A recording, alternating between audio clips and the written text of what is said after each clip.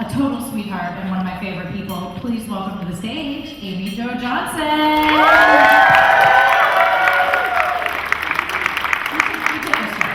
You get to sit center stage. No, this is your better everything. Oh, because you're just like facing everyone out there like a queen in her throne, as you should. I don't know about that. How are you? I'm good. Oh my god, this is an exhausting weekend, no? I'm not used to this. I think I caught someone's cold throughout the weekend, and I'm sorry if I gave it to you when I took your hand and stuff, because my it's killing me. Maybe it's the AC, I don't know. I'm up here in a way, I'm so sorry. It's the heat, it's the dry heat in the hotel room. Yes. You have to get a humidifier. I'm gonna go home and crash for like a week. I feel like I've just been on the road because my film, The Space Between, my feature, so I did a feature film, I wrote and directed it. So that's my whole life, this means my teacher we're doing festivals right now. So I've been like on tour, going to all the film festivals with the film. Oh my gosh. Really fun to watch the movie with an audience. Well, that's interesting.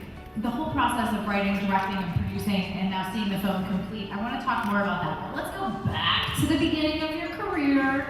Mighty Morphin Power Rangers. I know. You literally got that job like your first week in LA. Is that right?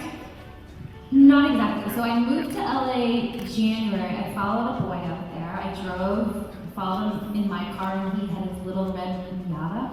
He lived in Texas, and we stopped in Texas, anyway, making the story really long. But we got to LA in January. I took a class from Katie Wallens, who ended up being the casting director. So it was that summer that I went in for my first audition. And she had called me in to come in for the audition. So I got there in January, and I got the job in September. And when you auditioned, that's still very fast. It's super fast. Yeah. When you auditioned, did they provide you a full script? Did you know this was going to be a series that was going to be using other footage, or what did you know about the show? I knew nothing. It was called Dino Rangers, and I had to be able to do gymnastics. And then they placed us with a bunch of other people. So it was me and David and Walter and Austin, sort of like in a ballroom like this, like hanging out, like working on our gymnastics. Anyway, there was like 5 different groups, and they picked us. Space Between. Let's talk about it. What was the process from inception to completion, and now you're on the festival circuit? Okay, well, so people like Michael Waters, who's here. I raised all the money, half of the money on Indiegogo through a lot of awesome people like you guys who have supported my career, from Power Rangers to Felicity to Flashpoint and all the other things I did. And so we raised the money on Indiegogo, which was a really fun campaign. And then the other half I live in Canada now, I'm Canadian now. And the other half we raised through, what's awesome about Canada is that you can tap into all these grants. They have this thing called telefilm, and it's really amazing to be there as an emerging filmmaker and have all this nurturing support around me. And so anyway, half of the money was from telefilm as well. We shot it last year, and I love it. I love watching it with other people. I love to see what I did wrong, what mistakes I made, what I need to work on. I love the whole process of actually seeing people react to the film. You get a different perspective sometimes. Yeah, and each audience is different. Our opening festival was in Shanghai. It was at the Shanghai International Film Festival. So they had Mandarin or Chinese subtitles, and the house was packed. So it was like a packed house in China, and they loved the film. So it was really nice to see that they got all the jokes and they laughed, and it was really fun. That's awesome. Well, I'm sure you guys have questions for Amy. We can bring the mics back into the aisles, and if you want to line up, we will definitely get through as many as possible. Amy, was that your first time Space Between directing? I've done a feature, yeah. So I've done 3 short films, because I look at each project as sort of like a place to grow and learn, and so I did 3 shorts first before I tackled my first feature. So I've done 3 short films. lines bent and shooting blanks. Wonder what that's about. And they're all online. You can find them on my YouTube channel. And then the space between is right now. And then right now I'm writing my second feature. Also, you also have a music career. Somewhat, it's sort of on the back burner right now, because I can only do so many creative things at a time, but I just am so into writing and directing right now. But I have 11 songs to write, guys, for the Indiegogo campaign I did. One of the perks was I'll write me a letter and I'll write you a song. I know. Wow. And I haven't picked up the guitar in a year. So thank God the people who actually bought that perk are like really supportive people of my career, because I don't know what I'm gonna get. That's inspired to write 11 freaking songs. It's hard to write songs. I mean, it's you've got to be inspired on many different levels. That's actually a good question. How do you, for writing or writing songs or creating in general, what inspires you? Most things that I write are incredibly cathartic and sort of come from a place where I'm looking at things that have either happened in my life or things that I'm going through, and that's usually where I'm inspired, with my music, with writing. I mean, the space between, there's certain characters that are based off of people I know. But I think that's why, I had 20 years as an actress, which I enjoyed, but I found myself incredibly insecure as an actor.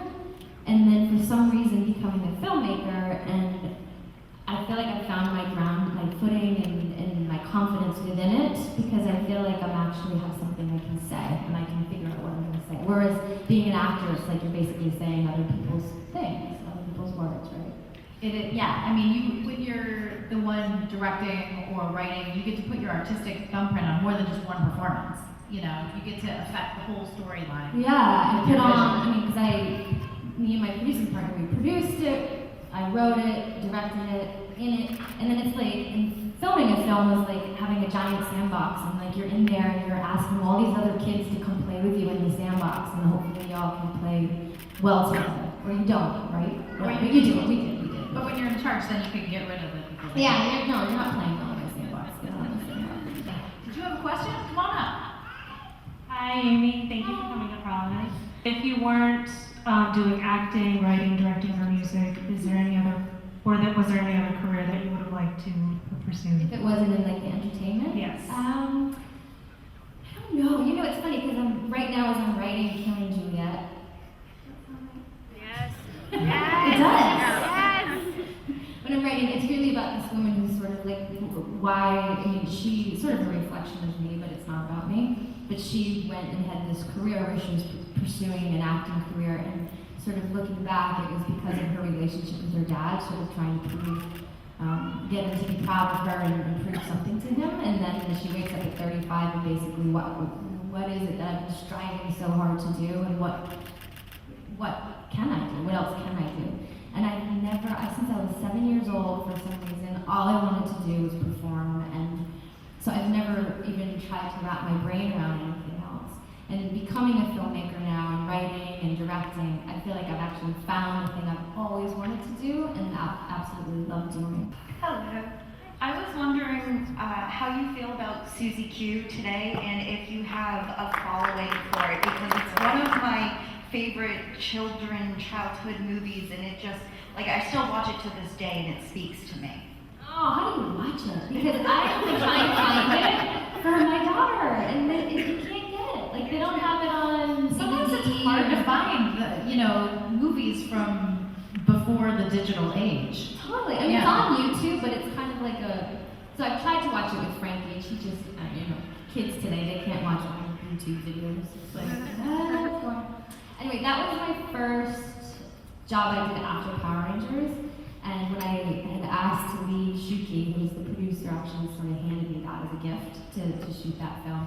And my experience and my memories of shooting that was so much fun. It was my first movie where I was like the star of it. And I loved every second of shooting that. I haven't seen it in 20 years, but people remember that one. But it was on the Disney Channel, so it was never, you can't get it on iTunes.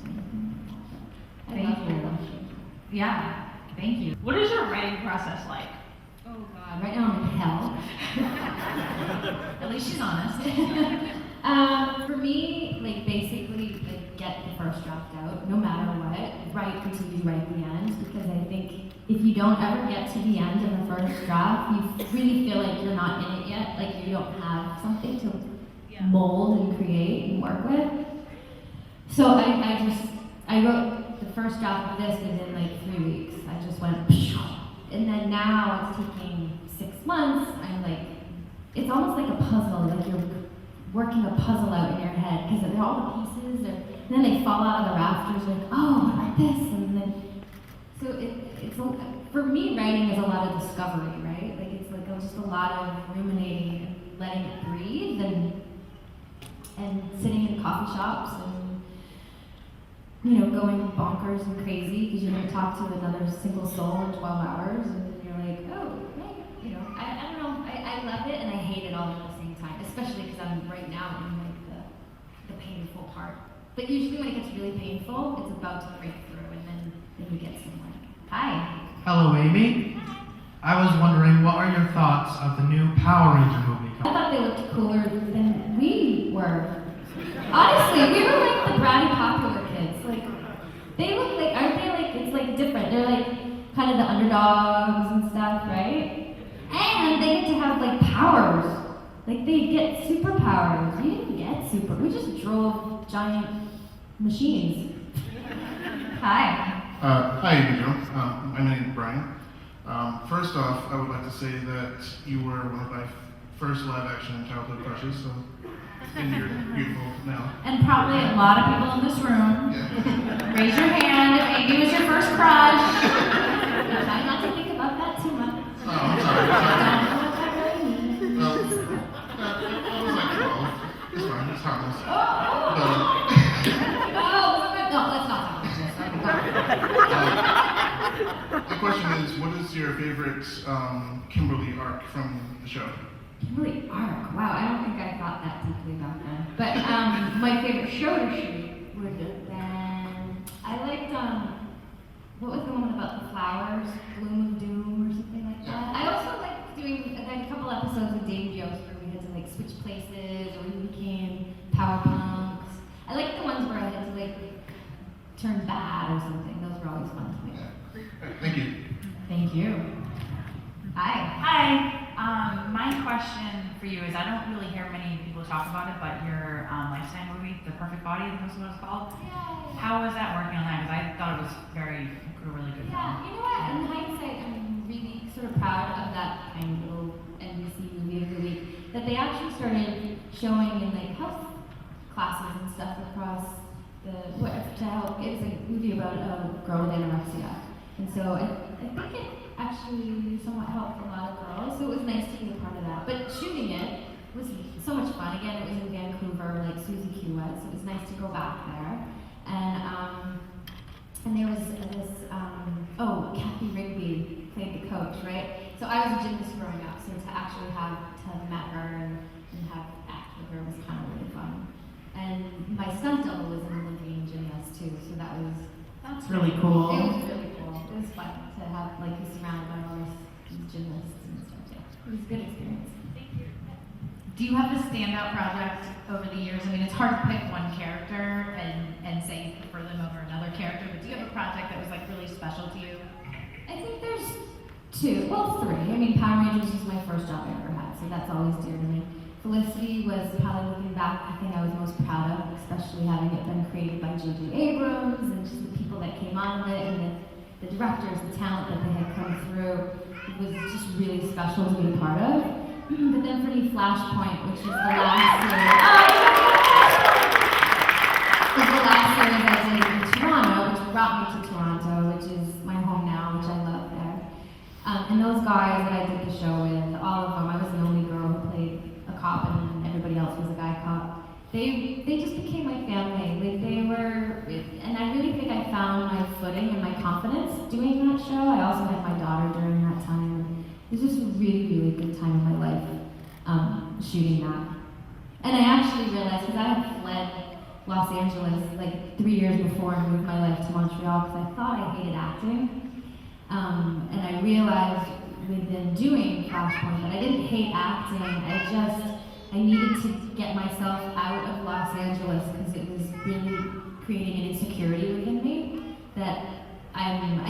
Los Angeles is an amazing place for a lot of people who are probably more grounded and secure with themselves. But for me, it wasn't working. And so I realized that when I got to Toronto and did Flash Mob. Thank you. Hey Amy, thanks for coming to Rhode Island. I want to say my favorite episode, I think it's just, it's a tradition in my house, is I'm Dreaming of a White Ranger, the season 3 Christmas episode. Great episode of Power Rangers. Really little elves and stuff in that? Little elves, yeah, North Pole. Oh, were we in like a storybook land? No, that was a different one. This was just Saving Santa in the North Pole. Good episode. You know what I want to do? Let's see. But I really want to direct one of the episodes, because I want to get into episodic directing, because I need to get to living as a director as well, and it's really hard to do it as an indie filmmaker. So I want to go to New Zealand or Australia and direct an episode of Power Rangers. I think that would be the perfect first episodic directing gig for me. 100%. I think that needs to happen. I love that. Do you guys love that idea?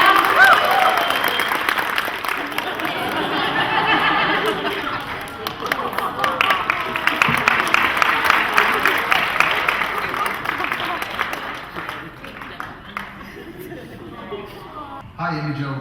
Just want to say welcome to Rhode Island Comic Con, and I find it most notable how actors and actresses transition into music. My question for you is, what inspired you to do that? Well, music has always been sort of a hobby for me, and something that I do in between working gigs and when I'm really sad or I'm going through a breakup, or it's more of a cathartic sort of. I paint sort of the same way. I just kind of do music when I'm feeling it. And then acting was always my bread and butter and how I made a living. And then now filmmaking is my passion and everything, and I just love doing it so much. For the first time, truly, I've always been somewhat talented at a lot of stuff, but never spent enough time and energy in one thing to get really good. And with filmmaking, I just want to get really good. I just want to keep on making movies and get better and better and better and better. So we'll see how that goes. All right, we'll take our last question. Hank. Hi. So my question is, what would be your advice for someone who wants to pursue a career in the film industry? Within whatever, behind the scenes, any part of it. You know what? I always think just do, right? I'm a doer. I don't sit around and think too much about things. So if that's what you really want to do, you go find a production and ask to be a PA, because they always need a PA. And then you're on set, and then you can see all the different departments that are happening, and then you can figure. The cool thing about the film world and TV and all that, you can always rise from the bottom. Agents, the top agents were always in the mail room once, right? There's always room to be a part of it, and if you're good and you persevere and have drive, there's always room to get good at what you're doing. So I just say, just do it. You can't sit around and wait for anything to happen. You kind of have to get out there and just go for it. Did you guys enjoy this time with Amy? Thank